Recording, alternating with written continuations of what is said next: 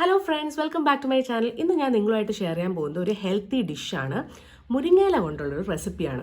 മുരിങ്ങയില പരിപ്പ് കറി. ഇതാണ് ഞാൻ ഇന്ന് ഉണ്ടാക്കാൻ പോകുന്ന റെസിപ്പി. ഈ ലീഫി വെജിറ്റബിൾ കാറ്റഗറിയിൽ ഒരുപാട് ഗുണങ്ങളുള്ള, ഇപ്പോൾ ഒരു ചീര പോലെ തന്നെ ഗുണങ്ങളുള്ള ഒരു ഇലയാണ് മുരിങ്ങയില എന്ന് പറയുന്നത്. മുരിങ്ങയിലയിൽ ഒരുപാട് antioxidant and anti inflammatory properties അടങ്ങിയിട്ടുണ്ട്. അത് കൂടാതെ തന്നെ ഒരുപാട് മിനറൽസും വൈറ്റമിൻസും അമിനോ ആസിഡ്സും എല്ലാം നമ്മുടെ ബോഡിക്ക് ഒരുപാട് നമ്മൾ ഹെൽത്തി ആക്കുന്നതായിട്ടുള്ള ഒരുപാട് കമ്പോണൻസ് ഇതിലുള്ള ഒരു ഇലയാണ് മുരിങ്ങയില എന്ന് പറയുന്നത്. അപ്പോൾ നമുക്ക് നോക്കിയാലോ എങ്ങനെ ഉണ്ടാക്കുന്നത്. അപ്പോൾ ഇതാ നമ്മുടെ മെയിൻ ഇൻഗ്രീഡിയൻ്റ് ആയിട്ടുള്ള മുരിങ്ങയില പറിച്ചെടുത്തിട്ടുണ്ട്. ഓരോ ഇതളായിട്ട് മാറ്റി വെച്ചിട്ടുണ്ട്. ഇനി ഒരു ബൗൾ എടുത്ത് ഒരു 2 കപ്പോളം സാമ്പാർ പരിപ്പ് അതിലോട്ട് ഇടുക.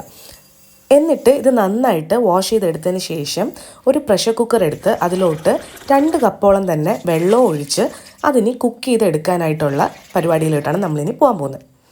ഇതിലോട്ട് 1 ടേബിൾ സ്പൂൺ ഉപ്പ്, 1 ടീസ്പൂണോളം മഞ്ഞൾപ്പൊടി, കുറച്ച് കുഞ്ഞുള്ളി, വെളുത്തുള്ളി, മുളക് ഇതെല്ലാം കൂടി അതിലോട്ട് മിക്സ് ചെയ്യാനായിട്ട് ഇടുക. ഒരു 1/4 ടീസ്പൂണോളം ജീരകം കൂടെ ഇട്ട് മിക്സ് ചെയ്തതിന് ശേഷം ഇതെല്ലാം കൂടെ ഇട്ട് അടച്ചു വെച്ച് ഒരു 2 വിസിൽ വരുന്നിടത്തോളം രീതിയിൽ വേവിച്ചെടുക്കുക.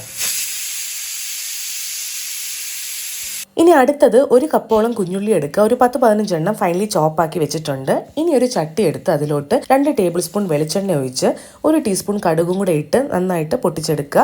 ഇതിലോട്ട് കുറച്ച് വറ്റൽമുളകും കറിവേപ്പിലയും കൂടെ ഇട്ട് നന്നായിട്ട് സോട്ട് ചെയ്ത് എടുത്തതിന് ശേഷം ആ ഫൈനലി ചോപ്ഡ് ആയിട്ട് വെച്ചേക്കുന്ന ആ ഉള്ളി അതിലോട്ട് ഇടുക. ഇനി 1 ടീസ്പൂൺ ജിഞ്ചർ ഗാർലിക് പേസ്റ്റും കൂടെ ഇട്ട് എല്ലാം കൂടെ നന്നായിട്ടൊന്ന് മിക്സ് ചെയ്തെടുക്കുക. ഒന്ന് സ്പൈസപ്പ് ചെയ്യാൻ വേണ്ടി നടുക്കൂടെ കട്ട് ചെയ്ത ഒരു പച്ചമുളകും കൂടെ ഇട്ടിട്ടുണ്ട് അതിലോട്ട്. ഇതും കൂടെ ഇട്ട് മിക്സ് ചെയ്യുക. എന്നിട്ട് നമ്മൾ നേരത്തെ എടുത്ത് വെച്ചേക്കുന്ന ഈ മുരിങ്ങയില അതിലോട്ട് ഇടുക.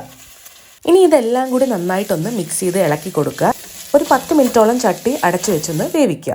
ഇനി 10 മിനിറ്റ് കഴിഞ്ഞ് തുറക്കുമ്പോഴത്തേക്കും ഈ മുരിങ്ങയില നന്നായിട്ട് സോഫ്റ്റ് ആയിട്ടുണ്ടായിരിക്കും.